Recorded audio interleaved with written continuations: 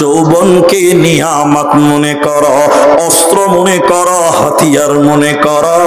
যৌবন ফুরিয়ে গেলে, মাথা টুকে মরে গেলে আর যৌবন কাল পাবে না, পাবে না, পাবে না। অতএব যৌবন কালে তুমি আল্লাহর প্রতি তুমি সময় দাও। কাল কিয়ামতের দিন যখন জিজ্ঞাসা করা হবে তুমি তোমার যৌবন কালের হিসাবটা দাও, সেদিন তিলে তিলে হিসাব দিয়ে বেঁচে যাবেন, তোমার কোনো টেনশন হবে না, থাকবে না, থাকবে না। তাহলে যৌবন কালে কি করবেন? দুটি ইবাদত বলবো, আমাদেরকে দেখেন। এক, এদিকে দেখেন, যৌবনকালে বেশি বেশি করে কামাই করতে হবে। আপনারা বলুন কি করতে হবে? এতটি লোক মুখ খুলেন, কি করতে হবে? কামাই করতে হবে, কামাই করতে হবে, ইনকাম করতে হবে। টাকা 1 লাখ আছে, নিয়ত করবেন 10 লাখ করব। আপনি বলছেন এত টাকাতে হবে কি গো? ইসলাম কোনোদিন গরিব হতে বলেনি, ইসলাম বলছে বড় লোক হও। মুলবিদেরকে জিজ্ঞাসা করে, ইসলাম যদি গরিবই হতে বলতো তাহলে যাকাতটা দিবে কে ভাই?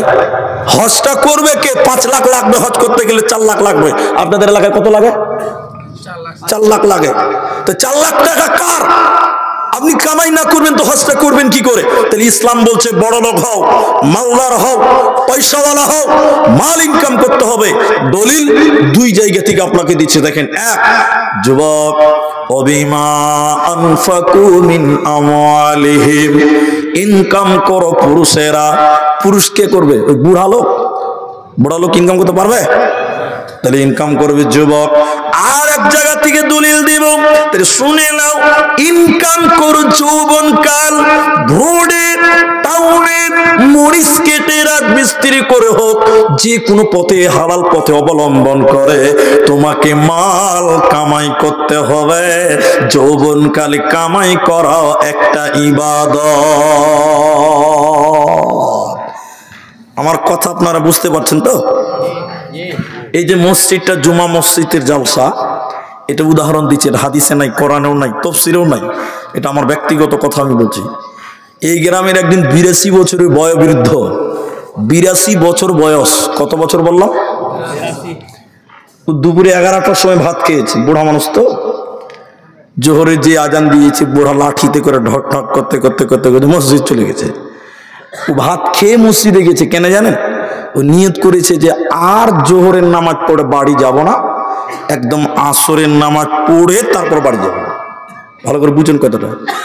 জোহরের নামাজের পর বুড়া মসজিদের এক কানাতে বসেছে, এদিকে দেখেন, শুরু করেছে সুবহানাল্লাহ, আলহামদুলিল্লাহ, আল্লাহু আকবার, লা ইলাহা ইল্লাল্লাহ, জিকির আজগার করছে, তাসবিহ তাহলিল করছে। ভালো করে বুঝুন কথাটা।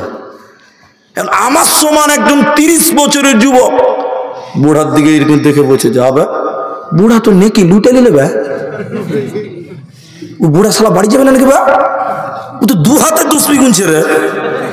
তো না, আমার মতন যুবক ছেলে বলছে, দেখছি আমি 5G স্পিডে চালাবো এবার।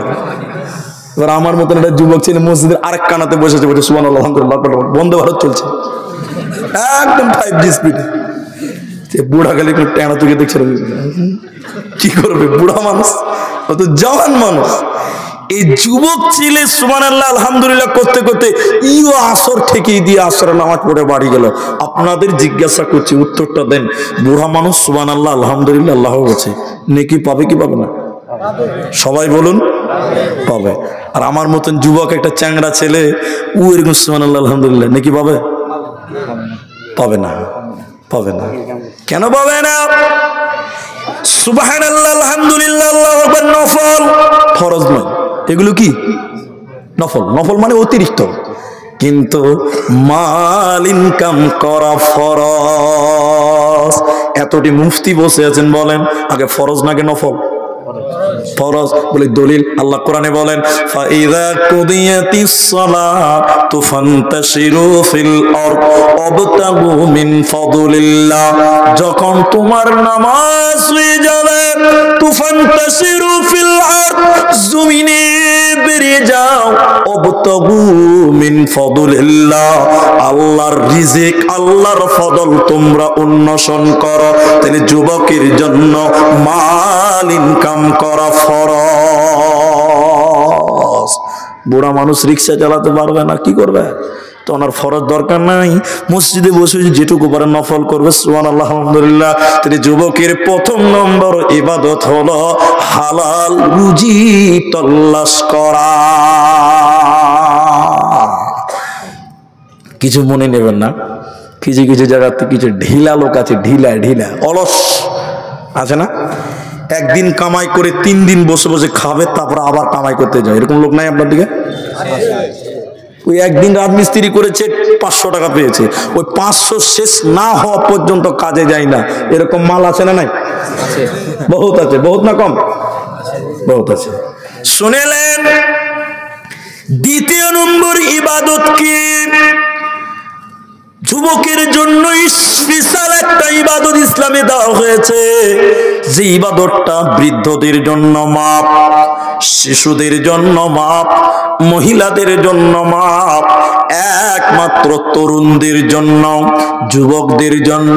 সেই ইবাদতটার নাম জিহাদ। এখন ভারতবর্ষে জিহাদের পরিস্থিতি নেই, দিলে শহীদের তামান্না নিয়ে যুবক, তুমি দিলের তামান্না নাও আল্লাহ, তুমি শহীদের মরণ দিও আল্লাহ। জিহাদ, জিহাদ ফি সাবিলিল্লাহ। যে ব্যক্তিটা, যে যুবক জিহাদে শহীদ হয়ে যায়, কিয়ামতের দিন কোনো বিচার হবে না, কোনো শাস্তি পাবে না, বিনা হিসাবে আল্লাহ জান্নাত দিবে। অতএব যুবক রে, যৌবনকাল তুমি তোমার আল্লাহর রাস্তায় তুমি ব্যয় করো। যদি তুমি ব্যয় করতে পারো, কি লাভ হবে শুনে নাও। যেদিন কিয়ামতের ময়দানে কোনো ছায়া থাকবে না, মানুষেরা বাঁচাও বাঁচাও বলে আর্তনাদ করবে, মানুষের মাথার উপরে মগজ চলে আসবে। বিশ্ব নবী বলেন যে যুবকটা আমি আল্লাহর রাস্তায় ইবাদত করেছিল রে, এই যুবককে আমি আল্লাহ আমার আরশের নিচে মেহমান বানাবো, আমি আমার আরশের নিচে স্থান দেব। এই যুবকের কোনো চিন্তা থাকবে না, থাকবে না, থাকবে না। এই 5টা প্রশ্ন কিয়ামতের দিন করা হবে। দ্বিতীয় নম্বর হলো ওয়ান শাবাবিহি ফীমা আবলাহু। যৌবন সম্পর্কে প্রত্যেকটা মানুষকে জিজ্ঞাসা করা হবে, উত্তর দেওয়ার জন্য রেডি হয়ে যা। সবচেয়ে পদদলিত, সবচেয়ে পদভ্রষ্ট, সবচেয়ে পাপের সঙ্গে জড়িয়ে বর্তমান যারা আছে, তারাই এখন যুবকেরা। ঠিক বললাম না ভুল বললাম? বলেন। আপনি কি বলছেন? আব্দুর রহমান বুড়া হয়ে গেছে? আব্দুর রহমান যুবক, সব জানে, সব জানে। আর মাদ্রাসার তৈরি হওয়া জিনিস, বুঝতে পারছেন কি না? মাদ্রাসা থেকে বেরিয়েছি, বুঝতে পারছেন আমরা কি জিনিস সব বুঝি। গ্রামে গাড়ি নিয়ে যদি রাত 1টার সময় পড়ে বেরিয়ে যাই, 1টার সময় ইসলামপুর দিয়ে যদি বেরিয়ে যাই, ওই দিক থেকে কোথাও নসিপুর টেসিপুর দিকে সীতাপাহাড়ি বা আপনার কি বলছে দেওতলা, ওইসব এলাকা দিয়ে যদি এই জালসা করে এদিক দিয়ে বেরিয়ে যাই, রাত 1টার সময় দেবো ছেলেরা কানে মোবাইল ধরে আছে, কি করছে? তসবি গুনছে। কি করছে? রাত 1টার সময় ফোনে আর বাপের সঙ্গে গল্প করছে। কি করে? খালি ফোনে হ্যালো গেল গেল হ্যালো, এই চলছে। ছি ছি ছি। সবচেয়ে পদদলিত, সবচেয়ে লাঞ্ছিত, বঞ্চিত বর্তমান মুসলিম যুবকেরা। একটু ঠিক কিনা হ্যাঁ না বলেন? বর্তমান মুসলিম যুবকদের অধপতনের অনেক কারণ, একটা একটা করে যে চিরুনি তল্লাশ করেন অবাক হয়ে যাবেন। বর্তমান আমরা এত লাঞ্ছিত, বঞ্চিত, পদদলিত কেন? নাম্বার 3, কিয়ামতের দিন বলা হবে মাল কিভাবে উপার্জন করেছিলে, এটা আরো গুরুত্বপূর্ণ। আল্লাহ বলবেন কিয়ামতের দিন, এর হবিবর জামিরুল, আরে আব্দুল খাবির, তোর জীবনে আমি দিয়েছিলাম 50 লক্ষ টাকা, 1 কোটি টাকা, 5 কোটি টাকা। টাকা কিভাবে উপার্জন করেছিল আমাকে তিলে তিলে তিলে তিলে বুঝিয়ে দিতে হবে।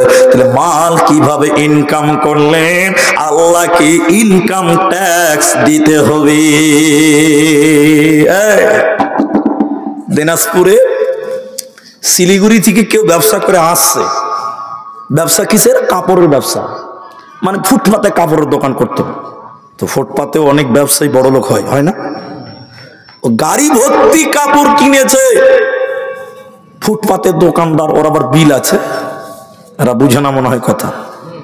ওর কোন পাট্টাকুল বিল আছে? নাই।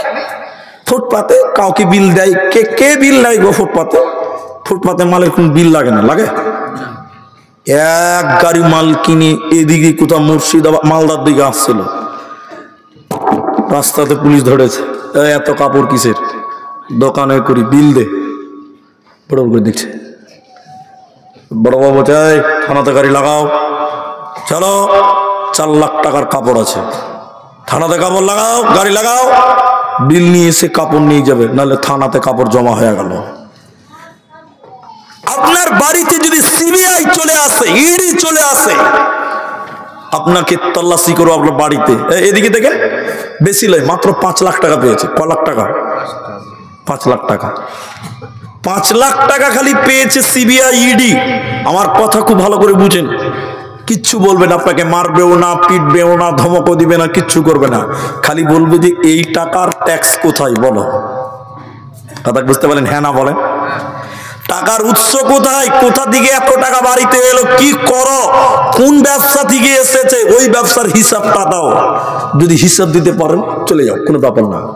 যদি না দিতে পারেন সঙ্গে সঙ্গে কান ধরে মামুর বাড়ি নিয়ে যাবে। কথা বুঝতে পারেন কিনা? এরা বুঝতে পারেন না। শুনেলেন, কিয়ামতের দিন আল্লাহ বলবেন, 3 নাম্বার প্রশ্ন,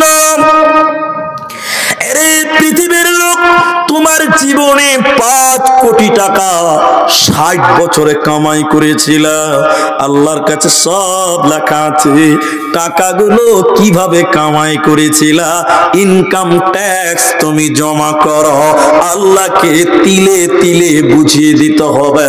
আল্লাহ, এটা ধানের জমি থেকে এসেছিল, এটা কাপড়ের দোকান থেকে পেয়েছিলাম, আল্লাহ ওটা চায়ের দোকান থেকে এসেছিলাম, ওটা দালালি করে খেয়েছিলাম, ওটা বেঈমানি করে 1 লাখ টাকা এনেছিলাম। প্রতিটি টাকার হিসাব তিলে তিলে তিলে তিলে দিতে হবে। এই জন্য নবী আফসোস করে বলেন, আল্লাহ নবী বলছেন, শোনো, ইয়াতি আলান নাসি জামান, এমন একটা জামানা আসবে রে, মানুষেরা তাওয়াক্কা করবে না, মানুষেরা পরোয়া করবে না যে টাকা কিভাবে কামাই করলো, কেউ চিন্তা ভাবনা করবে না। হালাল না হারাম, সঠিক পন্থায় না বেঈমানি করে এলো, টাকা যে মূল্যে যেভাবে আসু গ্রহণ করবে, কেউ তাওয়াক্কা করবে না। আল্লাহর নবী বলছেন, এই মালের কারণে কিয়ামতের দিন তোমাকে টেনে হিচড়ে জাহান্নাম দেওয়া হবে, তোমার উপায় রবে না, থাকবে না, বাঁচবে না। আর একটু দেখেন আমার দিকে, 4 নম্বর প্রশ্নটা এক্ষুনি বলে দিব, কারণ দুটাকে অ্যাপ্রোচ করতে হবে, দুটাকে মিলাতে হবে। 4 নম্বর কি? মাল কিভাবে খরচা করেছ, কামাই করেছো, একটা দিক গেল। 4 নম্বর কি প্রশ্ন? কিভাবে খরচ করেছিলা? তুমি তো 5 কোটি টাকার মালিক ছিলে, খরচ কিভাবে করেছো সেটাও বলো। এদিকে দেখেন, আমার দিকে দেখেন, টাকা আমার, যা ইচ্ছা তা করব, চলবে? বলুন। ওই যে তখন শুরুতে একটা কথা গোপন করে রেখেছি, আল্লাহ মানুষকে 2টি জিনিস দিয়েছে বলেছে, কটা? সবাই বলুন। একটা হলো হায়াত, আর একটা হলো মাল, সম্পদ। সম্পদ দিয়েছে কে? এতটি লোক বলুন, কে দিয়েছেন? আল্লাহ দিয়েছেন। এই সম্পদ কিভাবে খরচ করেছো, প্রতিটি মালের তিলে তিলে করে হিসাব দিতে হবে। এই ব্যাপারে আপনি 5-10টা মিনিট টাইম আমাকে দেন, আপনাকে বিতফসিল আপনাকে বুঝিয়ে দিব। যেমন এদিকে দেখেন, তোমার জীবনে ছিল 2 লক্ষ টাকা মাসে কামাই, বছরে একটা যাকাত দিতে হতো। এই কিয়ামতের দিন ফেরেশতারা কলার ধরে বলবে, যাকাত, এই যাকাত, যাকাত, যাকাতের হিসাব নাই, ফেসে গেলেন, যাকাত দিলেন না। এলাকাতে এতিম মিসকিন ছিল, ওদের হক আপনি দেননি ঈদের দিন। আল্লাহ বলবেন, মালটা খরচ হয়নি, ফেসে গেলেন। এজন্য শুনেলেন কিয়ামতের দিন 4 নাম্বার যে প্রশ্নটা করা হবে, মাল কিভাবে ইনকাম করেছ আর কিভাবে খরচ করেছ, এই দুটি প্রশ্ন কিয়ামতের দিন তিলে তিলে আল্লাহকে বুঝিয়ে দিতে হবে। একটা টাকা পর্যন্ত গোপন করা যাবে না। আমার দিকে দেখেন ভাইজান, কষ্ট পাবেন না। মনে করলেন ফেরেশতা তো আপনাকে ধরেছে কিয়ামতের দিন। ফেরেশতা, এই আব্দুর রহমান, এই হাবিবুল, বলো টাকা তো মেলাই ছিল, তুই কি খরচ করেছিল, কোন পথে করেছো বলো দেখি, একটু শুনি। আল্লাহ বলছেন। তাহলে আপনি বলছেন ইসলামপুর উত্তরপাড়া জালসাতে দিয়েছিলাম 10,000 টাকা। আল্লাহ বলছে ঠিক আছে। ইসলামপুর মার্কাজে জালসাতে দিয়েছিলাম 50,000 টাকা। আল্লাহ বলছে ভালো করেছো। তারপরে ইসলামপুরে দক্ষিণ পাড়া ওয়াক্তে মসজিদ দিয়েছিলাম 3,000 টাকা। ওয়াক্তে মসজিদ ঠিক আছে। এটা ইয়েতিম কাঁদছে, ঈদের দিন দিলাম 1,000 টাকা, কাপড় চোপড় কিনবে, বাস। এটা বিধবা, বাড়িতে চাল ছিল না, 1 বস্তা চাল দিয়েছিলাম। আল্লাহ বলছে খুব ভালো, খুব ভালো। তারপরে বলছি যে পার্টির লোকেরা গান করবে বলছিল, আল্লাহ মাত্র 20 টাকা দিয়েছিলাম। আল্লাহ বলছে কেন দিয়েছিলি বল, বলেন কে উত্তর দিবে, বলো যা, কে দিবে উত্তরটা? আমি বলবো 20 টাকা এই লিগে দিয়েছিলাম। এখন অনেক মুসলিম ছেলেরা দুর্গাপূজার মেলাতে চাঁদা পর্যন্ত দিচ্ছে। দিচ্ছে কি দিচ্ছে না বলেন? হ্যাঁ না বলে না? এমন ফেসবুকে দেখেছি দুর্গাপূজার কমিটিতে মুসলিম যুবকদের নাম পর্যন্ত কমিটিতে দেওয়া হয়েছে। বলুন নাউযুবিল্লাহ, কি অবস্থা হয়েছে দেখেন। আর কিছু কিছু লোক বলছে ধর্ম যার যার, উৎসব সবার, বলে না? টাকা দিচ্ছে পপের কাজে না, টাকা কোন পপে খরচ হবে আমি আদায় করছি না, ভাববেন না যে আদায় করছি না।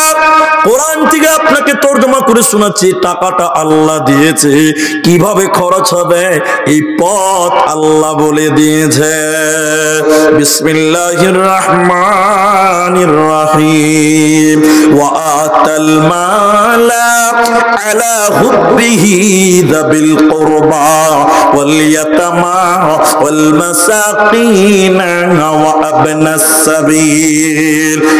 1 নম্বর, আল্লাহর মহব্বতে তোমরা তোমাদের টাকাকে দান করো, ব্যয় করো। টাকা খরচা হবে একমাত্র 1 নম্বর আল্লাহর রাস্তায়। সবাই বলুন কার রাস্তায়? আল্লাহর রাস্তায়। 2 নম্বর, কুরবা, নিকটাত্মীয়। নিকটাত্মীয় বলতে তোমার মায়ের পেছনে তুমি টাকা খরচা করো, তোমার ভাইয়ের পেছনে টাকা খরচা করো, তোমার দাদির পেছনে টাকা খরচা করো, তোমার বয়োবৃদ্ধ বাপের জন্য টাকা খরচা করো, তোমার টাকা তুমি তোমার বিবি পরিবারের জন্য খরচা করো। 2 নম্বর, নিকট আপনজনদের পেছনে তুমি খরচ করো। টাকা কোন জায়গায় খরচ হবে? 3 নম্বর আল্লাহ বলেন শুনে নাও, ওয়া আতাল মালা আলা হুব্বিহি যাবিল কুরবা ওয়াল ইয়াতামা। এতিমদেরকে তোমরা দাও, এতিমদেরকে তোমরা তোমাদের অর্থ থেকে সহযোগিতা করো, তাদের পেছনে তোমরা ব্যয় করো। যদি এতিমদের পেছনে ব্যয় না করেন, এতিমদের পেছনে যদি সাদকা দান না করেন, কাল কিয়ামতের দিন অবস্থাটা কি হবে? একটু আমার দিকে তাকান, তাইলে বুঝবেন। জাহান্নামে যখন জাহান্নামীরা চলে যাবে, জান্নাতীরা মালিক নামক ফেরেশতাকে বলবে, অথবা জান্নাতীরা জাহান্নামীদেরকে ডেকে ডেকে ডেকে ডেকে বলবে, বলো ও জাহান্নামীরা, হে জাহান্নামীরা, তোমরা কেন কেন জাহান্নাম গেলে? তোমরা বলো কিসের কারণে তোমরা জাহান্নাম গেলে বলো। জাহান্নামীরা কেঁদে কেঁদে কেঁদে কেঁদে 4খানা কারণ বলবে। ইসলামপুরের লোক ওই 4টা বলবো না, একটা শুধু বলার জন্য আপনাদেরকে বললাম। সে একটা কি? জাহান্নামীরা জান্নাতীদের দিকে কেঁদে কেঁদে কেঁদে কেঁদে তখন বলবে, ও জান্নাতি ভাইরা, আমরা কেন জাহান্নামী এলাম? ওয়ালাম নাকুনু নুতঈমুল মিসকিন, আমরা এতিম মিসকিনদেরকে খাবার খেলাই নাই। ঈদের দিন মিসকিনের বাড়িতে খাবার নাই, মিসকিন না খেয়েছিল, এতিম না খেয়েছিল, ওই এতিমদেরকে না খিলাবার কারণে, এতিমদের খাবার না দেওয়ার কারণে আমরা জাহান্নামে এলাম। জাহান্নামীরা কেঁদে কেঁদে কেঁদে কেঁদে বলবেন ওয়ালাম নাকুনু তুইমুল মিসকিন, আমরা দুস্থ গরীব এতিম মিসকিনকে খিলাই না, এরই কারণে আমরা জাহান্নামে এলাম। তাইলে টাকা কিভাবে খরচা হবে? আল্লাহ ফরজ দিয়ে দিয়েছে, আল্লাহ রাস্তা বলে দিয়েছে, ওয়াল ইয়াতামা ওয়াল মাসাকিন, এতিমদের পেছনে মিসকিনদের পেছনে খরচা করা। আর পথচারী মুসাফির, মুসাফির অথবা রাস্তায় দাঁড়িয়ে গেছে মানে ভিক্ষা করছে, তোমার বাড়িতে এসে বলছে বাবা, বাবা কিছু দাও, বাবা কিছু দাও, যতই মনে হচ্ছে বড় লোক হোক না কেন 10টা টাকা তার হাতে তুলে দাও। ও যদি যা করবে করুক না কেন, ধনী হলে যদি ভিক্ষা করে করুক, বিচারের দিন আল্লাহ তাকে শাস্তি দিবে। ও তোমার বাড়িতে এসেছে, তুমি তাকে ভিক্ষা দিয়ে দাও। সবাই বলুন, আমার দিকে দেখুন, তাহলে কোথা থেকে টাকাটা খরচা হবে বলেছেন কে? সবাই বলুন আল্লাহু আকবার। এখনো তো 12টা বাজেনি যে ভাই, মুখের আওয়াজ তো বন্ধ হয়ে গেছে। একবার তাকবীর দেখ, নারে তাকবীর, মাশাআল্লাহ।